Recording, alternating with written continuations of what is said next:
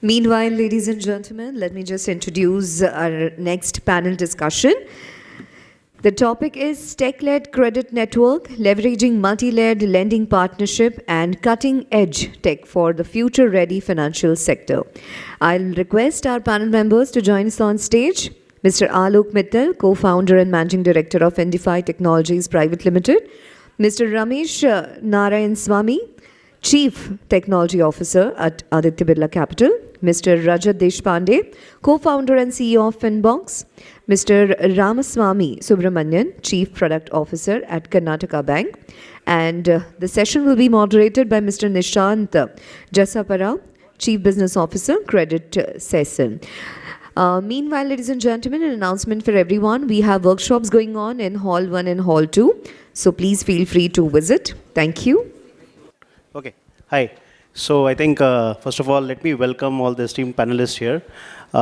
We have Alok from Indifi. We have Ramas from Karnataka Bank. We have, again, same name, Ramesh from ABFL and Rajat from Finbox. So I think to start off, I think I'll start with Alok.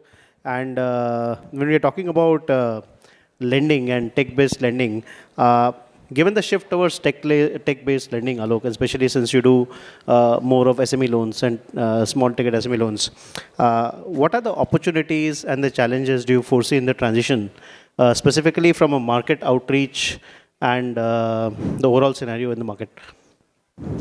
Thanks, Nishant. As you mentioned, Indifi is in the business of enabling MSME loans. This market for decades has had the same symptom of the problem, which is that only 15% of the market is served. 85% of the market, 50 million out of the 60 million MSMEs don't have access to formalized credit. And I think there are really, two or three kind of core driving factors to it.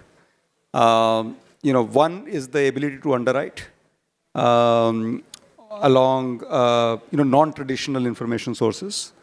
And that is inherently linked to the degree of formalization that exists in the MSME segment. Now, over the past 5 to 7 years, as that degree of transaction visibility has gone up, I would not use the term formalization because that can mean tax filing and things of that nature alone.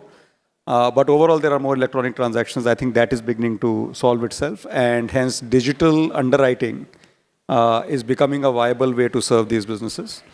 The second core issue has been the operating cost of doing the business. So as you go to smaller ticket size, you're still spending the same amount of dollars trying to underwrite a business, trying to originate a business. And certainly that is an area where technology has moved the needle, especially in the sub 20 lakh ticket size domain. The third, which I think is developing in a very interesting manner, is just, how do you take the capital that is logged in the banking system and make it available at the retail end of the spectrum, right? And this has traditionally been a very intermediated play. And mechanisms like co-lending that are blessed by the regulator are beginning to provide a pathway so that capital itself can flow much more efficiently down to the customer. So I think in all these three spaces, if you just dive deeper, technology and data is playing a core role in enabling credit to this market. And that's part of the reason why MSME unsecured markets have been, one of the earliest to pick up in terms of digital lending. I think, again, moving on to Rajat here, and Rajat does a lot of things on credit and embedded credit. I think, Rajat, what are the technology innovations that you foresee being pivotal to the entire credit or the MSME credit overall? And you've been doing a lot of things on that area specifically in terms of your, the credit-enabled underwriting. So your thoughts on that?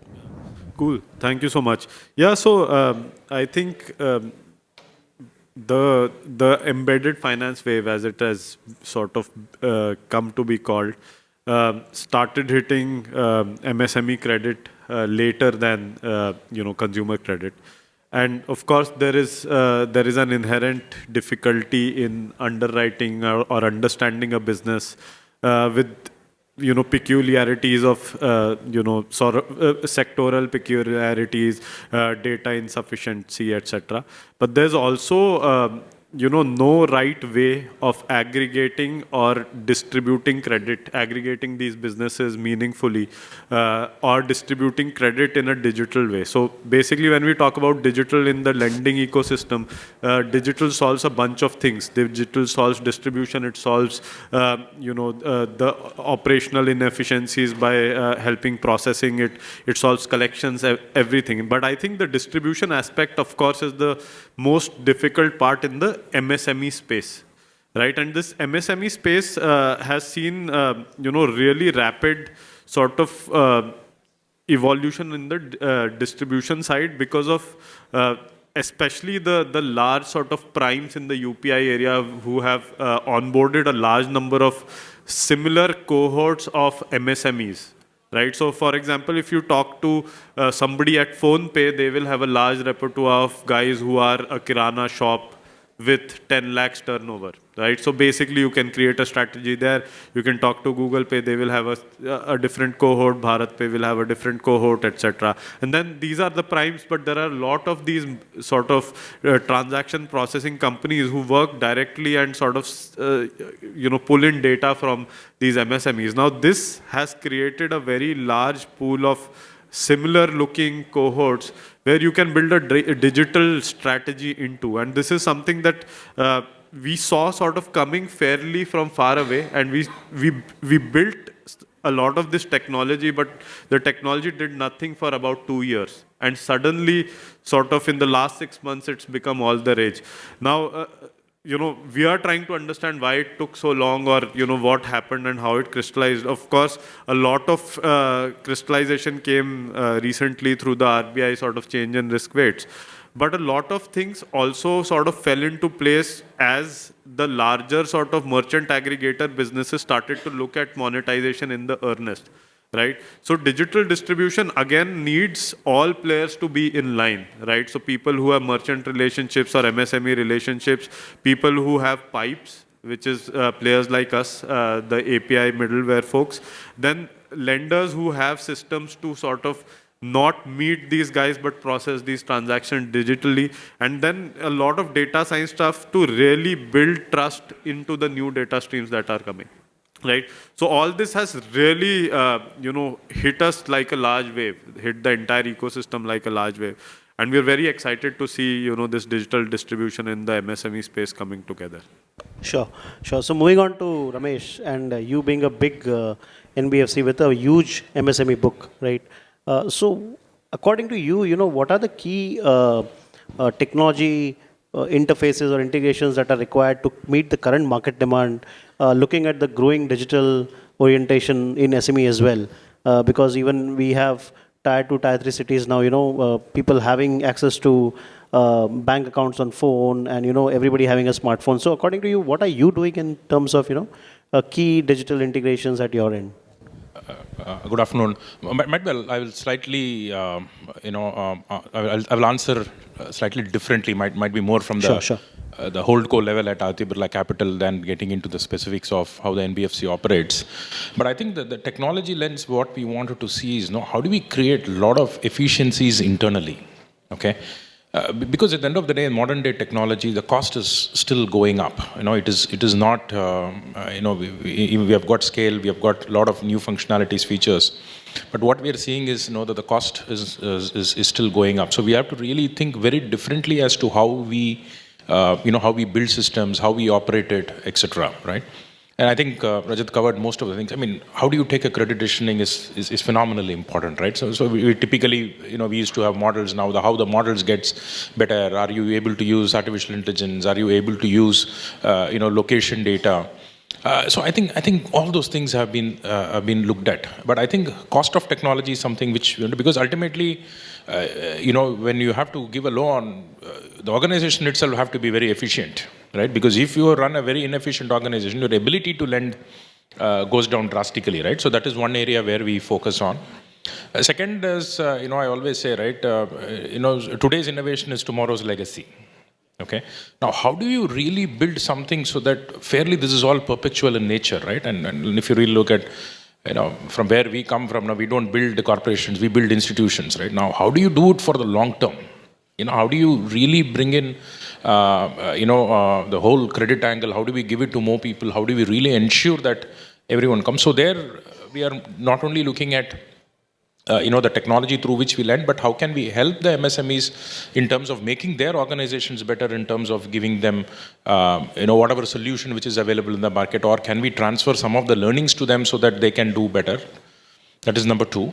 Third, I think, I very strongly feel new technologies, which has been there for some time, but never pick up mainstream. I think blockchain will play a role, coming forward. I think in India being so, with having so many languages, I think voice technologies will play a very significant role, because if you're going to do this in tier 3, tier 4 cities, you still expect people to have phone, and really the number of questions we ask for an MSME loan is fairly high, right? It is actually an impossible thing to, fill it over an app.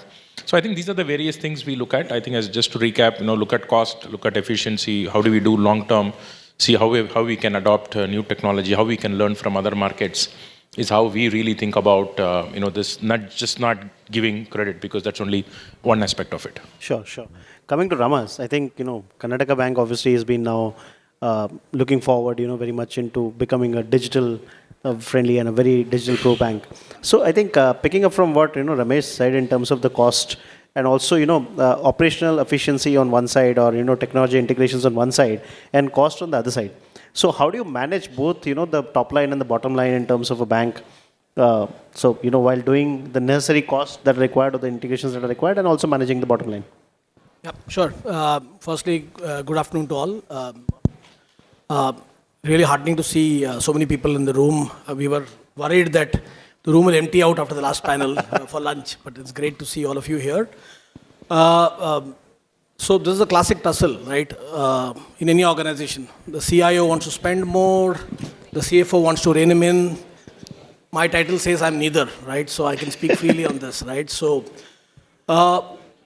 echoing what Ramesh said and what even Alok said, I think technology is imperative, right? I mean, investment in technology is a given today for survival. I mean, forget about growth and all of those things, right? On the one side, a business would look at, from an organization standpoint, which is into a digital transformation, like Karnataka Bank is today.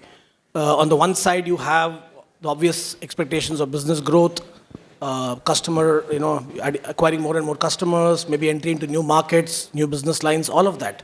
And of course, revenue generation. But as Nishant said, on the other side is, of course, the cost, right? And if I were to look at cost and break it up into 3 or 4 elements, right, which is what anybody would look at from a P&L perspective, right? On the first, leave out the finance cost. Of course, there is a cost of borrowing which you can leave out, right? Not relevant probably to this discussion. But the big line item is the technology cost, right? And there is the classic dichotomy there of build versus buy. In fact, I was just part of a round table before just coming in here, where the subject was exactly this, right? And I'm going to use a lot of what I learned here, right? So there's no right answer for build versus buy. I think it's a function of where you as an organization are as part of your journey, right? And it's a function of many other things. How evolved are you in your systems or in your roadmap? How big are you? All of those things matter, right? Because there was this interesting statistic which was presented there, which said that the larger banks, and this is not true for India, it was more of a regional representative across Asia. The analysis said that the larger banks prefer to build rather than buy. So I was a bit surprised to see that. But as I said, I don't think there's any right answer for a bank like Karnataka Bank. I guess it would be more of from where we are on a journey, from the fact that we are focusing more on from a balance sheet perspective, we are 1,70,000 crores, right? Which is nothing compared to some of the larger banks. So for us, the NTB becomes equally more important than an ETB journey, which is what maybe some of the larger banks would focus on. So I think those are some of the considerations which need to go in when you decide a build versus buy, right? And this is coming across for us in several of our discussions, right? We have a legacy LOS, LMS. What do we do with it, right? Do we kind of look at some of the no-code, low-code, new kind of age LMSs, LOSs which are available? Is that the decision we should take, or stick and try and build more on what we already have, right? There is a discussion we're having with supply chain experts in the market, right? Technology providers. Again, the LOS for a supply chain has its nuances compared to a traditional LOS. So do we kind of use one more LOS, implement it, then how do we ensure that we have all of these systems talking together? Because there are so many things that the bank needs to do from a one customer perspective, right? Where, whether it's NPA reporting or any other thing, you need to kind of get that view. So what are these decisions that need to be taken is where, we kind of need to kind of apply our mind to, and that will have a bearing on the cost, right? So that's on the technology side. There are two other things which are very important from a cost perspective in my view, and I think Ramesh touched upon that about efficiencies, right? So obviously one of the core objectives of doing this would be to bring in efficiencies. So am I able to bring my operating costs down as an organization through investment in technology, right? And that's very important to understand and answer. And it starts right from, if I were to include cost of acquisition or origination, right, as one key element of this operating cost. It's very important to understand, right? Do I build digital journeys which can help me to acquire customers at much lower cost? Do I look at fintech collaborations which can, get me, better collaborations and better origination versus put my own people, build my own branch network? So those elements come in, right? And it's very important to kind of understand again how you want to play that out. Ultimately, everything is determined by the ROA and ROE that kind of you generate for the bank, any business line that you look at. So you need to keep that in mind while kind of making these decisions as an organization. The process efficiency, right? Again, if I'm getting a customer in through into my platform, how easy is the process, right? How automated is it? How digital is it? How am I ensuring that I'm building efficiencies into that? How am I taking away maybe the human element, subjectivity out of my underwriting, out of my process checks? All of that will again determine how I'm able to kind of drive efficiency in cost through technology, right? And the last part is the credit cost, right? So there is tech cost, there is OPEX cost, and now there's credit cost, right? Again, the kind of technologies which are available today in terms of the credit models that you see in the market, in terms of automated underwriting, alternate data, we all speak about it, right? How are we going to harness all of this to kind of ensure that we underwrite the customer better and therefore reduce our credit costs, right? There are so many collection tools available in the market today. A lot of fintechs focusing on the collection side, building a lot of efficient engines which help you to kind of not only collect but even predict, right, before it goes bad in terms of how do you need to approach this customer and what approach works for which customer. All of those things are there. So I think that's the third component. So I think if you take all of these three elements into consideration and if you arrive at an informed decision, I think it'll definitely benefit the organization from that side. Sure. Thanks, Ramesh. But just a follow-up question to both you and Ramesh on that. And since we spoke about buy versus build, how much of a decision it is when there are certain technology enhancement or integrations which are actually long time, which don't probably give you an ROE currently, probably in 2-3 years, but over a period of time, obviously that integration is important and that can actually in the future years give you a lot of leverage in terms of your profitability. So how important a decision is that in terms of looking at a buy or a build, or looking at both aspects in terms of profitability as well as technology? I think buy versus build has always been a cycle, right? If I've been I've been in the industry for 25 years. I think I'm in the middle of the third cycle, right? We said build, then we said buy, and now we say we are saying again build. But I think from an end user perspective, seems to be what is coming up is anything you want to build some kind of an experience and intelligence. I think we are going down the build way, right? But if it is going to be like kind of regulatory in nature, basic. I mean, the loan is a loan, right? So you don't need to you don't need to crack your brain to do those kind of things. But I think origination is sitting somewhere in between, okay? Because the traditional origination products are not working. But we all know that it is very difficult to build an origination system. So I think that's where I see things are happening. But I think we should see the next wave. The next wave, see today, if you take a fintech, they are very good at solving one problem. Okay, but now the challenge which we are facing is now we have got 10 problems. That means 10 fintechs, 10 integration. Essentially, we are saying it is not working anymore. There is a very nice article written by a few people in Google where they are saying that look, you need to start building small monolithics, right? Because you don't have a choice. Somewhere you have to find a solution which is in between. So I think that is going to change the way of buy versus build, because you will not buy one. When you buy that, you will get 5 functionalities. Then you might already have 3. So the building the 2 might not be. But we have to see. I think the space is going to evolve significantly because the thinking has been fairly old. It's not new thinking is coming up at all. I mean, if you really say mobile first, we're speaking for 10 years. Cloud, it's almost 10. Data might be, barring AI, is 10. All these technologies and practices, we are talking for so long, but we need to figure out what is the next wave for all these things and how we will make the decision. Can I just add one point? I think you touched upon it, Ramesh. Customer experience, right? I think that is where today, if you see most of the banks, at least as I understand, are wanting to own the experience for the customer, right? And that is where a lot of the build decisions happen, right? Saying that I want to own the customer experience, I want to build the customer journeys myself because I know I can do it best, I understand the customer best. Of course, it's not easy, right? Because for banks to kind of, morph into technology players in that sense, and where you have a bunch of coders sitting in the organization and building it for you, not easy to manage cultural, differences aside. But I think one of the things, trends that we are seeing is that, that's one of the trends we are seeing, right? Customer experience is something that which banks definitely want to try and own more and more, and therefore a lot of the build decisions get taken on that side of the spectrum. Sure. Yeah. Thanks. That's very helpful. Moving back to Alok, I think apart from operational efficiency, of course, Indifi has been there for a long, long time, and we have seen some really strong business relationship been built across by you and your team. How does the tech piece or the integration piece actually help in building those strong business relationships as well? And you have been in the forefront of it for a long, long time. So some thoughts on that, Alok?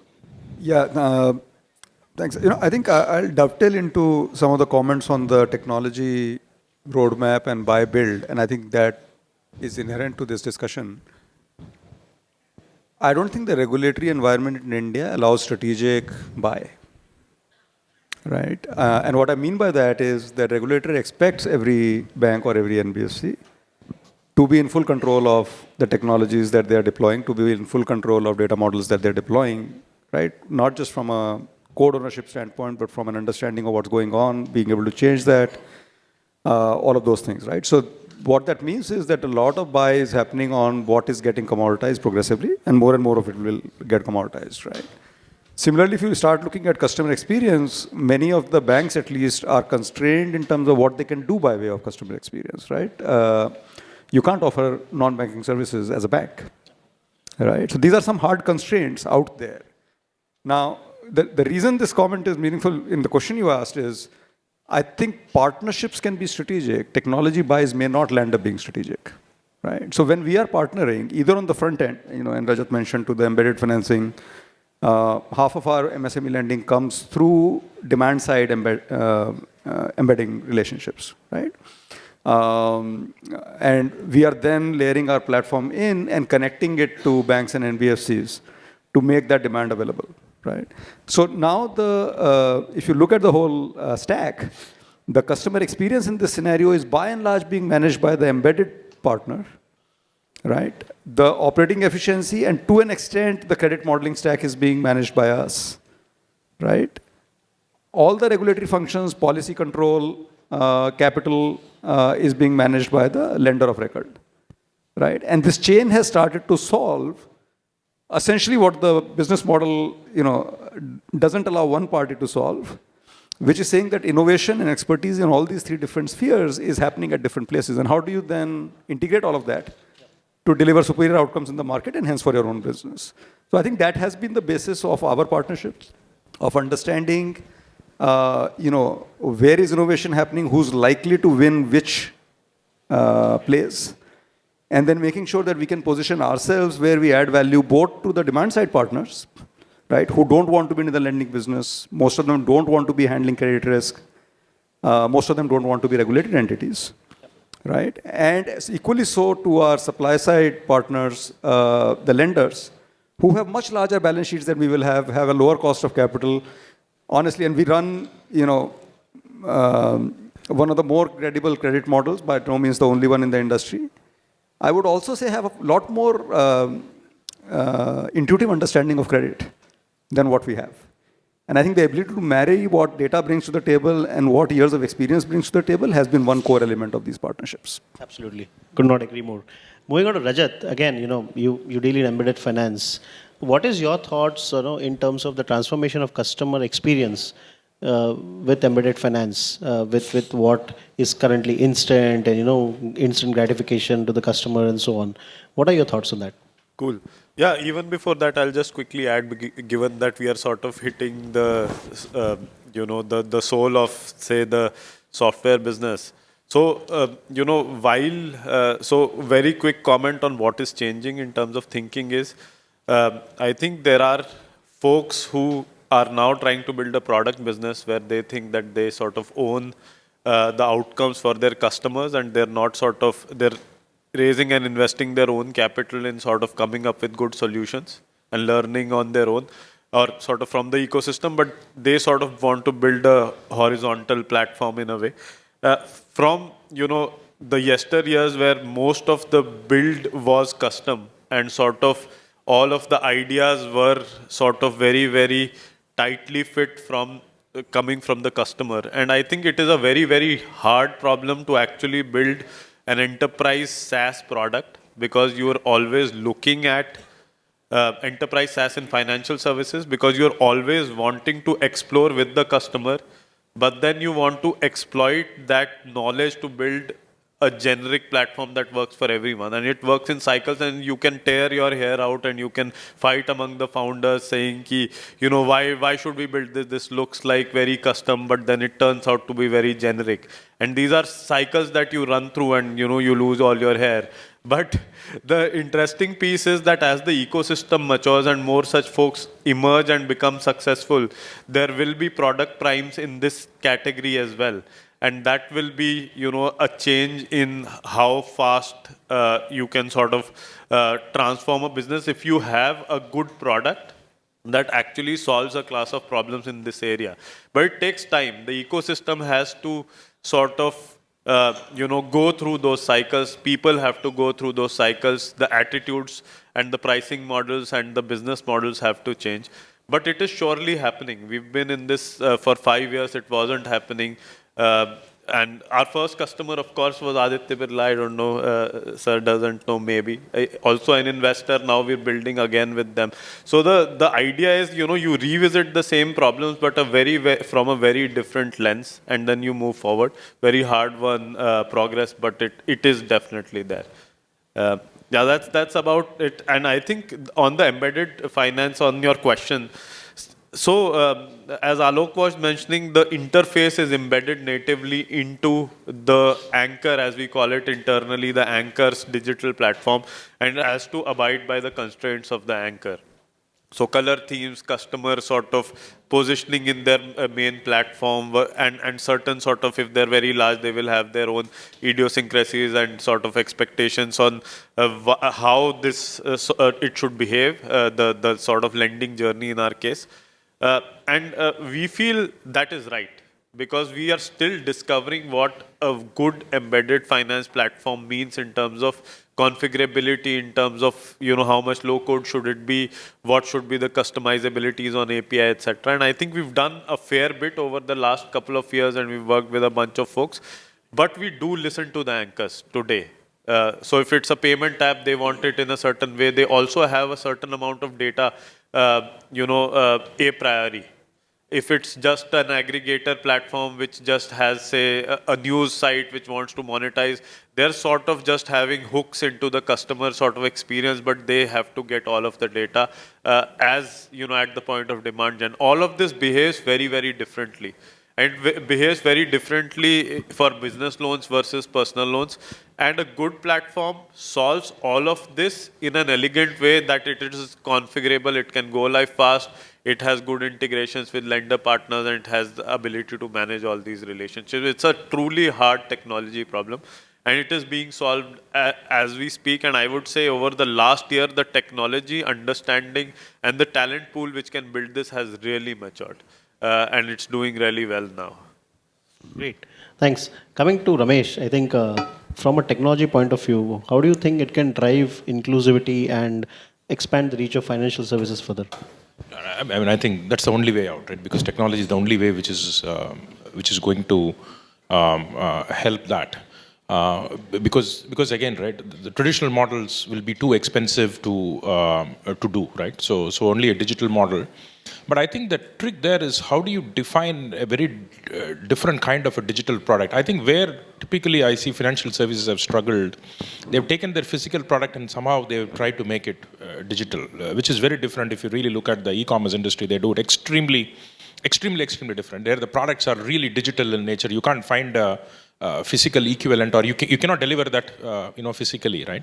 Of course, the regulations play an important role in that. I think the whole financial inclusion only technology can solve. And as I'm saying, and especially in a credit business, it also becomes how well you can collect. So if you're going to again tier 2, tier 3 cities, and then you want more people, in the ecosystem, I'm very sure artificial intelligence will play a very important role. I somehow keep thinking voice will play a very important role in terms of how it is going to be, because you can't get these sophisticated phones and then an app to download, and because it's going to take a long time to educate that level of customers, right? Because that's a challenge in inclusivity, right? It is not that do it because you're dealing with a very different set of people with a very different set of needs. For all you know, in India, I'm sure there would be, if you take the last 700 million people, they won't know what an UPI is, right? Because they might not be even exposed to it, right? We're just talking about the first 100, 200 million people who use, these kind of services. That's number one. Second, I think, more and more people, I'm assuming that, would go to, the remote parts to really see how things needs to be done, because a lot of solutions are still getting developed in head offices. I think it's a problem. So I think once we do that part, there will be a significant amount of thing. And then I think we also need to look at different models like cooperative societies. India has a lot, but is there a way to do all those things in a very nice technological way? I always, since I used to work for Singapore Post, the postal model fascinates me, right? It's phenomenal. I mean, if you really look at it, you need to have a post office within, I think it's 11 kilometers, if I'm not wrong. You need to have one physical place, and postman is the most interesting job. You need to know to read or write, otherwise you can never become a postman, right? Which is contrary to a lot of other things, what we look at life, right? I mean, is there an opportunity to create an equivalent of that, to do? But tech is the only one which is going to solve, because regulations will play its role, because without regulators, these things don't work. We'll have to see how it turns out. Sure. Ramas, coming back to you, I think we spoke about multi-layered partnerships. How do you think, how effective is multi-layered partnership in a product journey or a product cycle? What are your views on that? Okay, so this is a CPO question, so you have cornered me here, right? The way product management is evolving, I think it's today, banking products largely are commoditized, right? I mean, a savings account is a savings account. You may add a few frills here and there, but largely those kind of products are pretty commoditized. So one of the things that we are seeing as an evolution is how you kind of build or you address the entire ecosystem around a particular segment, right? So bringing curated products which are relevant to a particular customer segment and addressing an entire ecosystem rather than just a piece of that is becoming very relevant, right?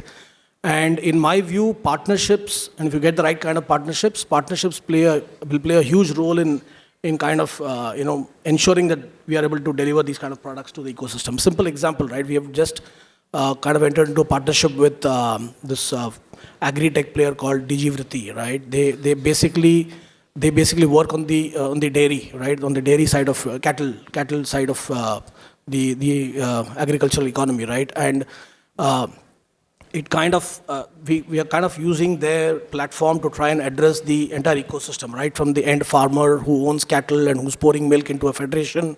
And there are dealers or authorized centers where the milk gets poured, and then right up to going up to the federation, right? So this entire journey, if a bank like ours can kind of get in and address the needs of the entire ecosystem from a financial need perspective, I think it makes a huge difference, right? And there it brings a lot of relevance. So those kind of partnerships are something that we are definitely kind of exploring, right? From a product proposition standpoint. If you go down the other tenets of product management, of course, it helps in several ways, right? Policy flexibility, right? There are so many platforms today where you can build policy rules on the fly. You have BREs, which are kind of very dynamic in nature, allows you a lot of leeway and flexibility in experimenting with your policy, right? To see how things are working, different things work. So that nimbleness helps and you're able to kind of address the customer needs or whatever, if you need to do any pivot, any course corrections, you can do all of that very nimbly and easily. So policy flexibility is the second one. Third is, of course, the process, obviously, right? So the entire journey that we spoke about, customer experience. If a customer is, going to buy a product digitally, as, Ramesh and Alok and Rajat have been speaking about, embedded or otherwise, right? The experience makes the whole difference, right? I mean, how easy, how fast, how relevant, right? And in terms of how minimal in terms of documentation, right? I mean, traditionally banks were used to asking a lot of documents and other things, right? How easy you can make this process. So process is another third aspect, right? Fourth is the pricing, right? So again, with banks, Alok spoke about, how there can be collaboration, and we are seeing so many co-lending and other partnerships which are happening in the market, right? Where we are able to kind of combine together and offer a rate which is, much better than what they would have offered standalone. And I don't have access to those markets as a bank, right? So if you're able to come together through a partnership and offer a better price to the customer, then why not, right? And then the last one is the portfolio itself, right? So as I said, we have so many underwriting techniques. I spoke about this earlier. Credit models in play. How are we using all of that and leveraging on that to ensure that our portfolio remains healthy and delivers the right kind of ROA? So I think across the product journey, if you see in all of these 5 aspects, I think partnership strategies are absolutely key to kind of getting it right. Got it. I think amazing discussion with all the panelists. I think we have just about a minute for questions. 1 or 2 questions if anybody wants to ask. Thank you all. Thank you. Yeah. Thank you. Check. Check. Hey. Hey, check. Hey. Can you get some volume, please? Check. Thank you so much, gentlemen, for making it on time.